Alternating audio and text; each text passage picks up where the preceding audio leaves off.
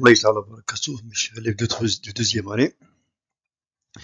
Donc, dans cette partie de programme, il y a un problème qui s'est posé lorsqu'on a vu la répartition des séismes et des volcans dans le monde. On a constaté qu'il délimite des zones qui s'appellent des plaques.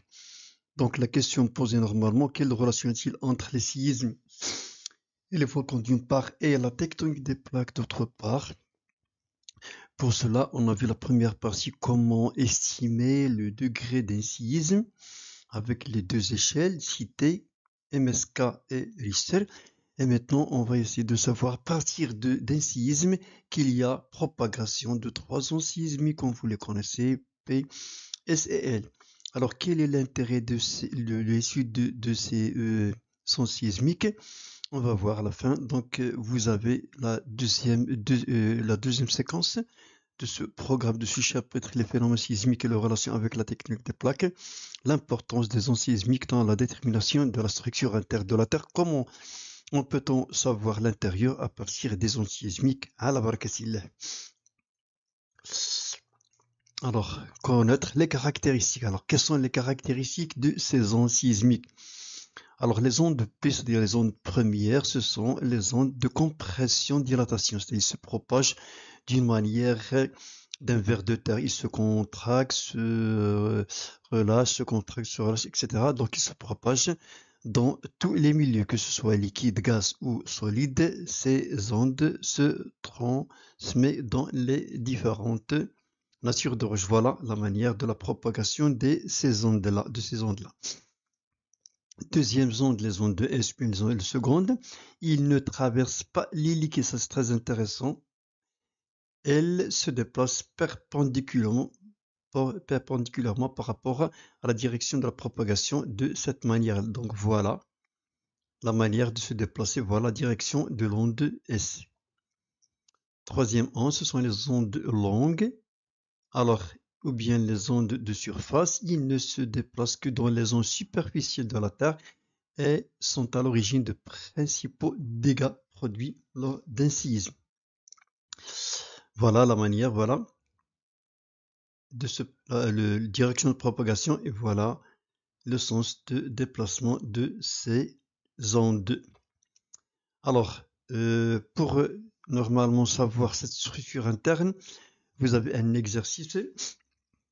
Bon, la première question. Alors, on vous dit que lors de la propagation des ondes sismiques, il y a apparition des changements brusques de vitesse appelés discontinuité.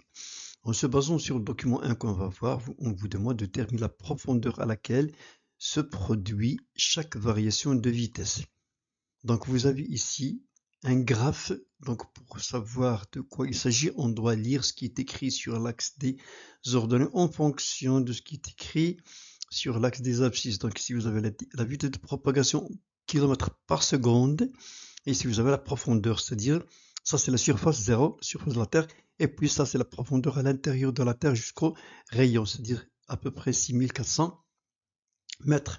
Donc commençons par l'onde P. Alors vous voyez ici que l'onde P, voilà, il a débuté par une vitesse à peu près de 6,5, puis il a monté au-delà de 8 km par seconde, puis il a diminué, puis il a augmenté, puis il a diminué, puis il a augmenté, puis il a augmenté une autre fois, puis il a augmenté ici. Donc on vous demande dans cette question précédente qu'on a vue de déterminer la profondeur de l'endroit où il s'est produit cette variation brusque. Donc voilà, ici il y a la première variation brusque, deuxième variation brusque et la troisième variation brusque, ainsi pour l'onde S. Donc la manière, ce qu'on fait, on doit tracer une ligne perpendiculaire à l'axe des abscisses et on va lire la profondeur ici, puis dans cet endroit-là et dans cet endroit-là.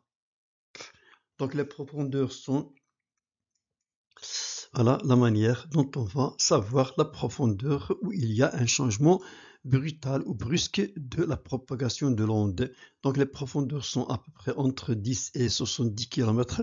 Première, la deuxième profondeur, c'est-à-dire ici à peu près 2900 km. La troisième, normalement, à peu près 5400 km ici. Donc la deuxième question demande d'expliquer le changement brutal de la propagation des ondes PSL. Comment peut-on expliquer ce changement? Donc ça veut dire que l'intérieur de la Terre, il n'est pas homogène. Donc ce changement est dû à une variation de la nature des roches. Si la Terre est formée par une seule matière, c'est-à-dire qu'il est homogène, la vitesse de propagation ne va pas changer. La vitesse de l'angle P ou bien de S, il ne va pas changer, il va augmenter directement sur la densité. Mais puisqu'il y a un changement, donc il y a une variation de la nature des roches. Il y a des roches de différentes natures à l'intérieur de la Terre. La troisième question vous demande, il existe trois discontinuités, c'est-à-dire l'endroit où il y a changement brutal de la vitesse interne à différentes profondeurs délimitant 4 zones internes différentes. Alors discontinuité c'est quoi? Donc on vient de le dire, l'endroit où il y a un changement brusque de la vitesse. Donc une discontinuité est la frontière, c'est-à-dire la limite entre deux formations rocheuses dont les propriétés sont très nettement différentes. Alors la question suivante ici, on vous demande de comparer la vitesse de propagation des ondes PS. Donc ici vous avez un graphe, mais la direction ça a changé. Donc généralement on peut le tracer d'une manière normale, comme vous le savez, dans cette direction-là. Mais lorsqu'il s'agit de la profondeur, généralement on trace l'axe des abscisses à l'intérieur en bas, c'est-à-dire pour montrer la profondeur. Donc ça c'est la surface de la Terre. Donc comment peut-on déterminer, plutôt comparer les deux? Donc on voit ici que la vitesse l'onde de P elle est plus comme ça, voilà. Ici vous avez à peu près 8 jusqu'à 12, alors qu'ici il est seulement de 4. Donc la vitesse de propagation de l'onde, je m'excuse, elle est plus, alors je reviens. Donc on vous demande l'onde de P, elle est plus rapide que l'onde de S. Voilà. La question suivante, en se basant sur les caractéristiques des ondes sismiques déterminent la nature des roches à l'intérieur de la Terre. Donc comme on a dit, puisqu'il y a un changement de la vitesse, c'est-à-dire une discontinuité, donc la nature diffère d'une partie à une autre partie. Donc autre chose on peut voir ici, c'est-à-dire cette partie-là, on constate qu'il n'y a pas de propagation de l'onde de S, alors qu'ici il y a, ici il y a. Donc si on fait un rappel aux caractéristiques de l'onde de S, on a dit que l'onde de S ne se propage pas dans les milieux liquides. Par conséquent, on peut en déduire que cette partie-là, cette zone-là de l'intérieur de la Terre, est formée de liquide. Alors, tirer des documents de étroit l'épaisseur de la première couche, première discontinuité appelée croûte terrestre, et de la couche suivante, la deuxième discontinuité appelée manteau supérieur. Alors voilà les deux graphes qui représentent les deux couches superficielles de la Terre au niveau océanique et au niveau continental. Donc la manière, voilà, les titres. Alors comment va-t-on déterminer cela?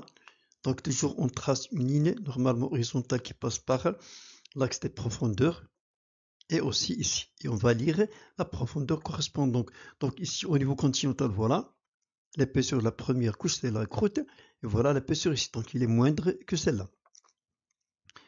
Alors voilà la deuxième, c'est-à-dire au niveau du manteau. Donc au niveau continental, la croûte continentale à peu près 30 km et le manteau c'est 150 profondeur, alors qu'ici au niveau océanique, c'est moins, c'est 7 km de l'épaisseur de la croûte, alors que pour le manteau il y a 100 km. Alors ici voilà un résumé de ce qu'on vient de dire, qu'on vient de voir avec les épaisseurs. Donc ici vous voyez que la croûte continentale est plus épaisse que la croûte océanique, voilà. Et aussi l'épaisseur ici, c'est presque la même, 70 ici, à ce niveau-là, de profondeur, alors qu'ici, c'est 200 km. Donc la question suivante, voilà ça, on a parlé de ça, c'est-à-dire cette partie-là, normalement, elle est constituée de liquide. Alors l'étude de propagation des ondes sismiques, quel est l'intérêt et l'utilité? Donc on peut savoir l'intérieur de la Terre grâce à l'étude de la propagation des ondes sismiques PS. Donc c'est pour savoir la nature des roches à l'intérieur de la Terre. Alors voilà un autre schéma qui nous représente la propagation de ces ondes PSL. Donc c'est la moitié de la Terre, ça c'est l'intérieur. Donc s'il y a par exemple ici un séisme, à l'épicentre, il y a la propagation dans quelle direction des ondes PSL. Ici, il arrive à cette station-là, les ondes, alors que cette partie-là, il n'y a pas de propagation de l'onde S, seulement l'onde P. Ça veut dire que cette partie-là, normalement, elle est constituée de liquide. Il n'y a pas de propagation dans cette zone-là. Alors, chacune des trois discontinuités de la surface à la profondeur du globe détermine 4 couches attribuées par les géologues le nom suivant: la croûte, le manteau, le noyau, la graine. Donc, vous allez représenter par un schéma la structure réduite de la Terre avec un diamètre de 4,6, prenant en compte l'épaisseur de chaque couche. Donc, qu'est-ce qu'on va faire normalement? C'est à peu près ça. Donc, si la Terre, le rayon de la Terre il est de 6400, on va faire la règle de 3 pour tracer les différentes couches de la Terre. Donc, voilà une portion de la Terre, de l'extérieur vers l'intérieur, vers le noyau. Et comme vous le voyez ici, chaque fois qu'il y a variation brutale de la vitesse de propagation des ondes PS, il y a une couche bien déterminée. Donc ici, vous avez la croûte, puis le manteau supérieur, le manteau ici inférieur, le noyau externe et le noyau interne, ou bien on appelle aussi la graine. Voilà différentes couches qui constituent la Terre. Voilà avec les épaisseurs qu'on a dit tout à l'heure. Alors, concluons la structure interne de la Terre. Donc, la conclusion interne définitive. Alors, on peut en déduire que la Terre est composée de couches concentriques, c'est-à-dire vers le centre, qui diffèrent par la nature physique des roches de l'épaisseur. La Terre, il est hétérogène et non pas homogène. Donc, la croûte, son épaisseur d'environ 30 km au niveau continental. Le manteau, moins de dureté que la croûte, et atteint une profondeur de 1900 km. Et enfin, le noyau, qui constitue de matériaux de haute densité, et atteint une profondeur de 6000, à peu près de 6400 km. Merci de votre attention. Je vous laisse comme d'habitude avec Gaston Bachelard qui vous dit cette citation: que l'esprit scientifique se constitue sur un ensemble d'erreurs rectifiées. Donc,